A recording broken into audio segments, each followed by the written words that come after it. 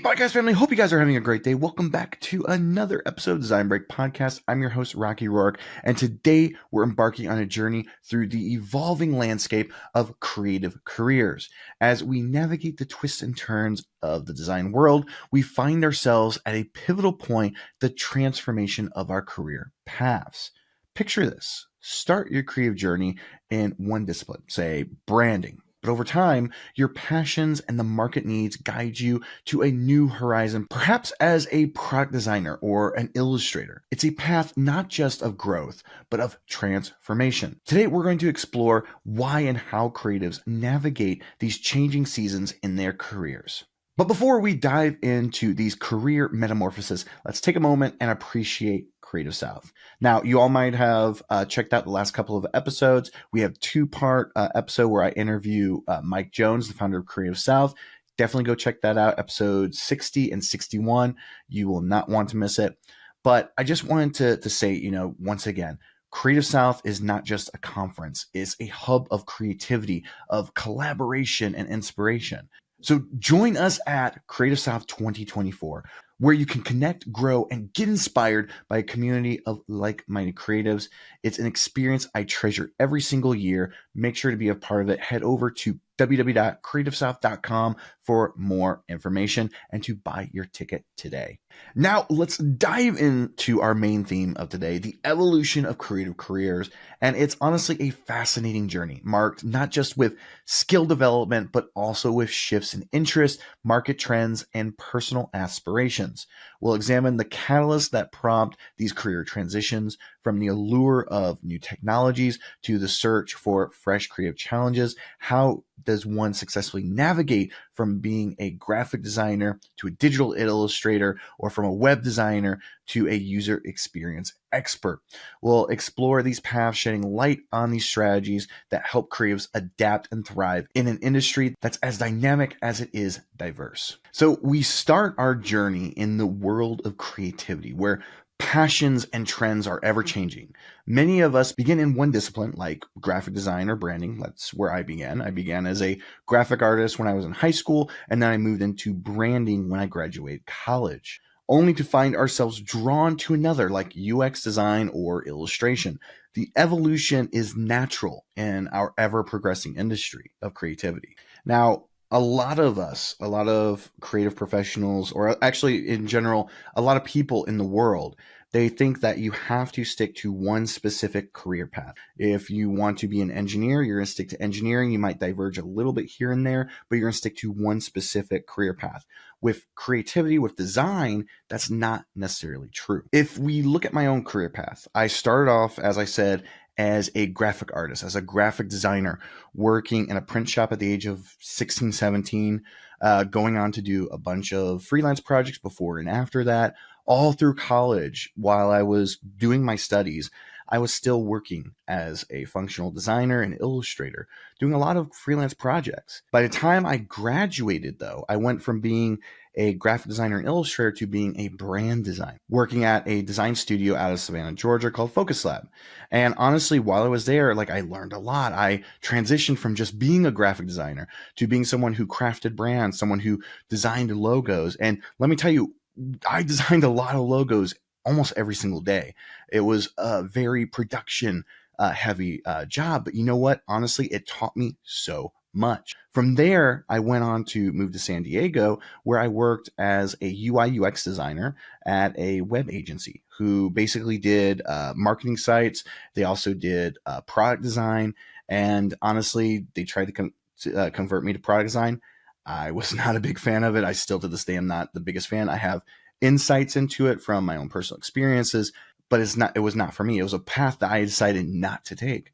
So I decided to stay on that path of web design, creating marketing sites, and at the same time, still doing branding, still doing a lot of illustration. So I had multiple forks going on within my path. From there, I decided to start my own business. And for the first few years of Blue Cyclops, we were pretty much an illustration studio. We did probably about 95% of all of our work was illustration based. There wasn't really any graphic design. There wasn't branding. There was definitely no web design, even though we did share insights as we created illustrations. But you can kind of see how things kind of branched off over time. And so now we're at the point where Blue Cyclops is technically going to be turning 8 years old this year in August. And now we're at the point where we are doing a lot less illustration. We're doing more branding, more web design, design support, creating design systems. So there's a lot of things that kind of have progressed, and that's how my career has progressed as well. And so a lot of times creatives think that they have to stay within one specific lane, or that they should niche down to one specific professional skill, right? A lot of people think that if you want to have a freelancing career, you should stick to one specific skill like branding or illustration or web design. I am of the school that you should never niche down that much. In fact, if you're going to niche down, then what you want to do is you want to stick to maybe 2 or 3 options. Keep your options open. It allows you to bring in more work than just specializing in one specific one. At least that is my suggestion to younger professionals, to younger freelancers, is to definitely keep that open mind, because you never know which one you're really going to specialize in, what people are going to come to you for. All this being said, this is my own personal experience, right? If we look at that career path again, right? Graphic designer, branding designer, web designer, illustrator, and now we'll go to art director, creative director. You can see that career path, progressing. You can see how during that whole time, I was still doing other skills. I wasn't just focusing on one specific skill, but I was focusing on multiple skills. And so over time, you're going to branch out, you're going to change, you're going to shift things over time. There are going to be times where you lose your job, where you get laid off, you might get fired. And by the way, there's nothing wrong with that. There's nothing wrong with that as long as you pick yourself up and keep moving forward. But you might find that where you're working one day as a branding designer, then your company has layoffs, or you're working in-house somewhere as a product designer and there's layoffs. And so then you're without a job. And so, sometimes you have to shift the way that you prioritize your career, or shift the skill set that you focus on. So you might get laid off as a branding designer, and then you go on and find a job as a web designer. As long as you have that skill set beforehand, or the ability to learn quickly, that's okay.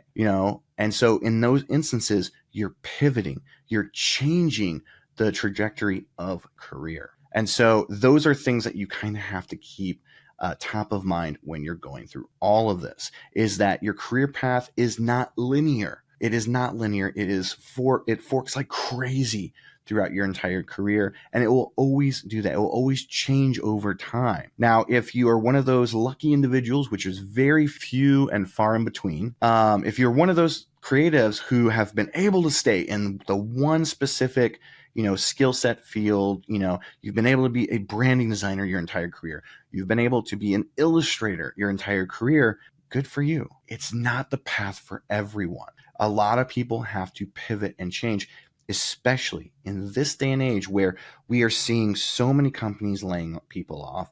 We're seeing so many people trying to find jobs in this job market, and they're not being successful. And that's because they don't know how to pivot or change or evolve. And so that's what we kind of have to do as creatives. Now, if we look at that, a lot of that, especially with my own career, has been more external factors, right? Let's actually talk just about personal interests, the things that we are interested in that kind of shape our career and shape how we are going to tackle things in the future. So for instance, let's say that you graduate college as a designer. You get your first job in, we're going to go with web design. And that was something that you were really passionate about. You're really fired up to do. And after 2 or 3 years in the industry, you're like, you know what? I actually like doing illustration. I like doing the illustrated parts of the websites more than I like to do the actual web design itself. In that instance, you're kind of taking your personal interests, and you can take that and kind of help that to form your career. So instead of continuing as a web designer, you decide, you know what? I'm going to do illustration. The personal interests and kind of influencing your career path, that's fine. There's nothing wrong with that, because honestly, if you are focusing on something that you're passionate about, the clients are going to see it. The bosses are going to see it. And so they're going to want you. They're going to want your services more so than you just doing the same thing, just drudging along like click, click, click, click, click. Oh God, this is boring day in and day out. Trust me, I've been there. So I completely understand that. If you are, considering a career change, right, which is what we're talking about there, right, going from web design to illustration, what you should always do is consider holding on to a little bit of that previous career path. So for instance, if you're going to start off as an illustrator, a freelance illustrator, focus on web design as your main clientele. So you have experience as a web designer. You know how it works. You know what people are looking for. You know what they're expecting of illustrators. And so you can then market yourself as a illustrator for web design.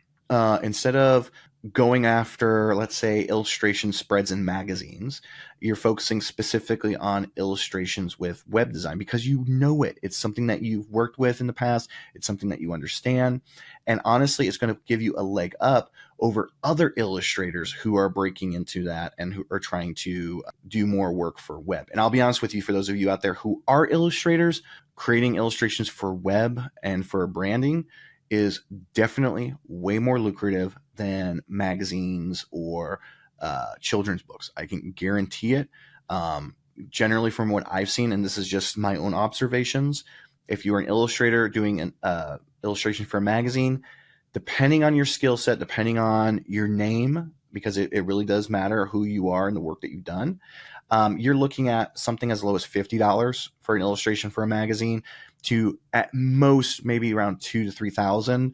But you have to be one of those big giant name illustrators who've been doing it for 20 years, who have connections and that are in demand for magazines. You're going to be looking at lower, like $50 to maybe $500 max. And that's probably looking for a bigger spread. Versus when you're doing illustrations for a website, illustrations for a website are completely different. Where an illustration for a website, depending on the client, could be between $200 to $1,000 per illustration, depending on the complexity of it.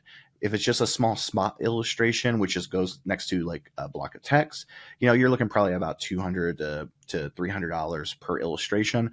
But if we look at that and we look at most websites, they usually have on each page between 1 to 3 illustrations or spot illustrations. And so that slowly adds up. And if you get a job where you're creating illustrations for a full website, instead of, 1 or 2 illustrations, you're looking at probably about 15, 20, 25 illustrations. All of that adds up and you're looking at much bigger projects. Just want to throw that quick little example in there for those of you who are thinking about, jumping into illustration full time. But looking at that example again, you go from web design to illustration and you still bring with you some of your experience from that. Another example of this would be, let's say that you were working as an in-house designer for some sort of SaaS company and you were working predominantly in marketing. Well, if let's say you get laid off or you decide to go out on your own, then utilize that. Utilize your experiences from that career path working as a designer in marketing and utilize it on your own when you're working, like focus on targeting marketing clients, focus on targeting things like that. And so the important thing is, here is that career paths will change. But you know what? Every little bit that we learn from our previous career paths, our career experiences, those are the things that are going to push us forward. And those are going to things that lead us down other roads and other great opportunities overall. For my instance, when I took a break from working for myself in 2021 to 2022, I basically went through and decided to learn what I could. I worked in-house at marketing department of a SaaS company, which is why I use that example. And then I was an art director for brand and marketing at a Bitcoin company. And so I was able to see what both of those companies, which are very different, what they needed, like what was their marketing needs, what was their brand needs. And it allowed me to then develop, when I was laid off, it allowed me to develop a specific product that I've now done for, I believe, 2 other clients besides them. And it is creating a design system for marketing a brand. This is something that not a lot of people think about. When they think about design systems, they think about doing it for product design and web design, but they don't think about all the other touch points that it could be used for. That's a quick little free tip for all of you out there who are looking at expanding your services. Design systems for marketing and brand. I'm giving it to you for free. Enjoy. But you see that these things help to evolve your career path and expand upon your career path. Because if I didn't have those experiences, then the path that I would go on from there wouldn't have pushed me to where I am today. So definitely think about that as you're growing your career. For those of you who are wanting to break into a new industry that you've never worked in before, and there are plenty of you out there, especially those of you who are hunting for jobs, for those of you who are trying to find clients but not finding them in your specific industry or career path, it's going to be challenging. You will have to learn new skills. When I went from a branding designer to a web designer, I honestly had never designed a website. I had never designed any type of landing page or anything. However, I did see people design websites. I was in meetings where people were sharing like the work that they were doing, the critique sessions, the client pitches and proposals.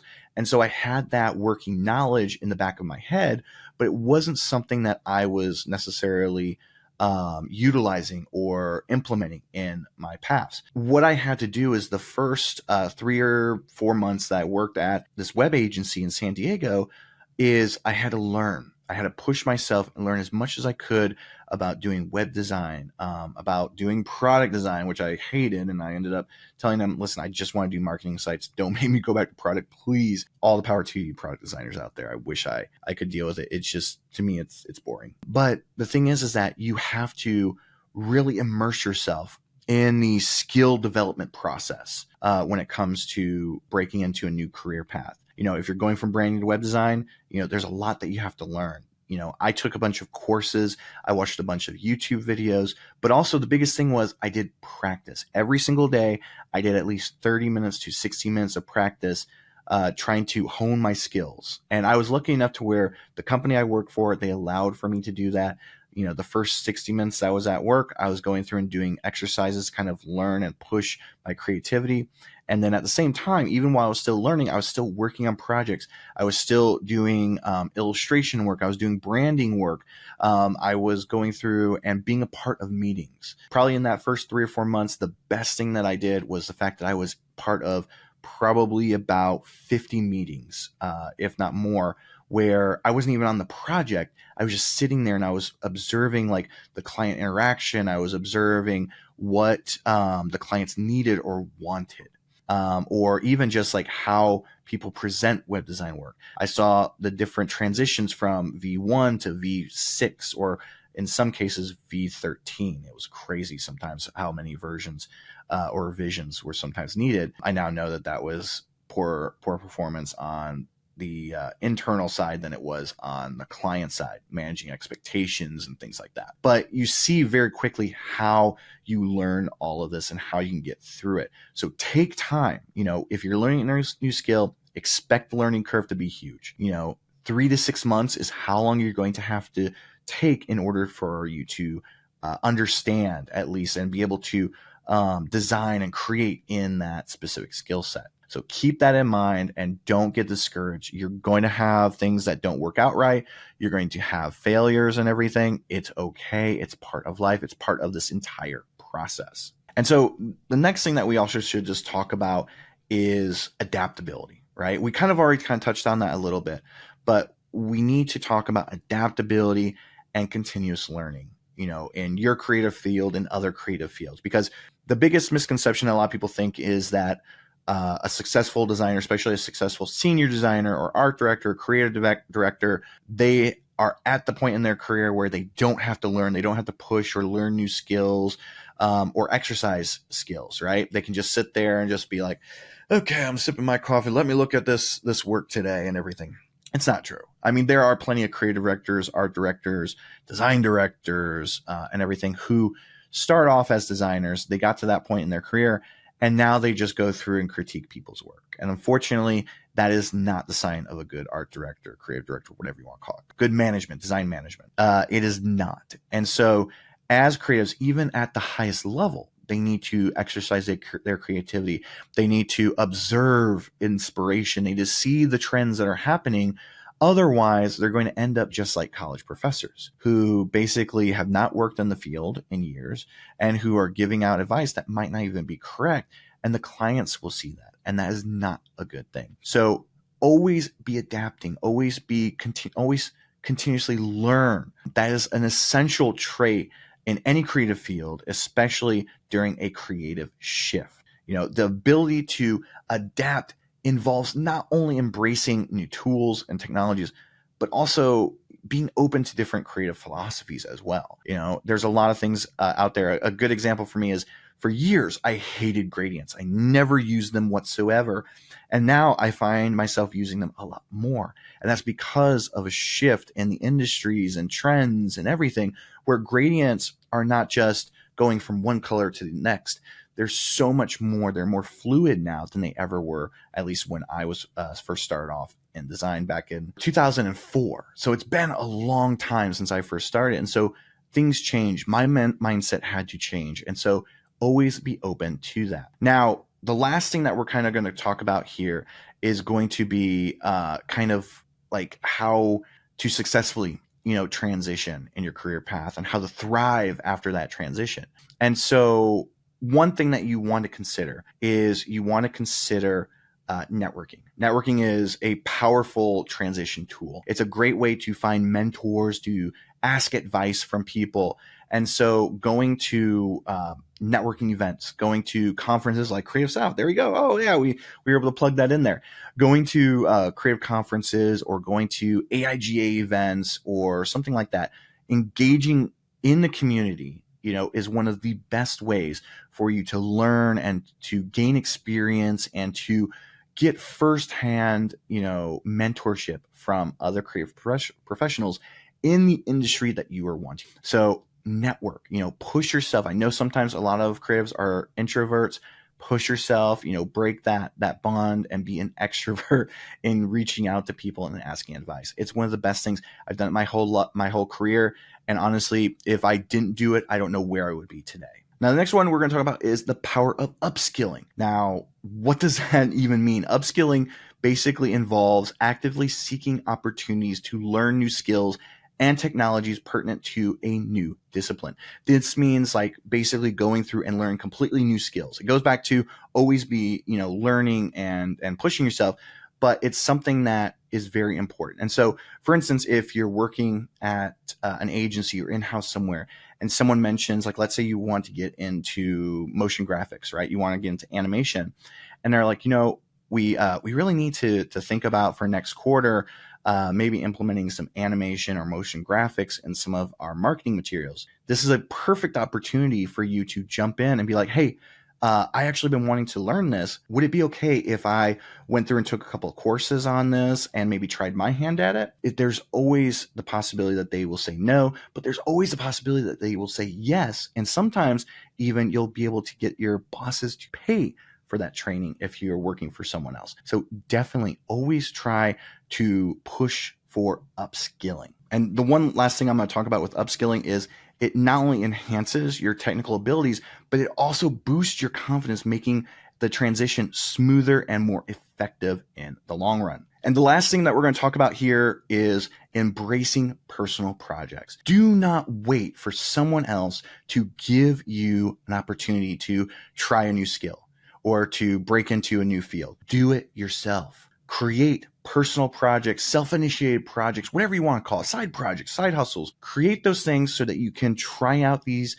new techniques, these new skills, that you can learn from your mistakes, but also you can give yourself a platform by posting it on social media, Instagram, LinkedIn, Twitter, Dribble, whatever, so that you have the ability to not only practice and to perfect these new skills, but you can also show people that you're doing this. Next thing you know, you have people messaging you like, oh, I didn't even realize that you did web design, or oh, I didn't realize that you could do animation. This is awesome. I have a project on my plate that I need to get done. Would you like to help out with it? You never know what the opportunities can come from that. Now, as we conclude today's episode, I just want to say it's evident how dynamic and rewarding a creative career can be. Embracing change, continuous learning, and adaptability are not just career strategies, they're paths to personal and professional growth. So if this episode, resonated with you and sparked some ideas about your own career evolution, I encourage you to share it with your network. Share with us feedback or thoughts or questions in the notes here on YouTube, or send us a DM on Twitter. We are always happy to answer questions. I want to thank you all for joining me on this insightful journey. And remember, in the creative industry, every skill you acquire and every challenge you overcome enriches your professional tapestry. Stay tuned for more episodes of Design Break Podcast, where we'll continue to explore the vast landscape of creativity and innovation. Until next time, please always remember to stay passionate, stay positive, and stay creative. That's it for me, guys. Hope you guys have a great day. Bye.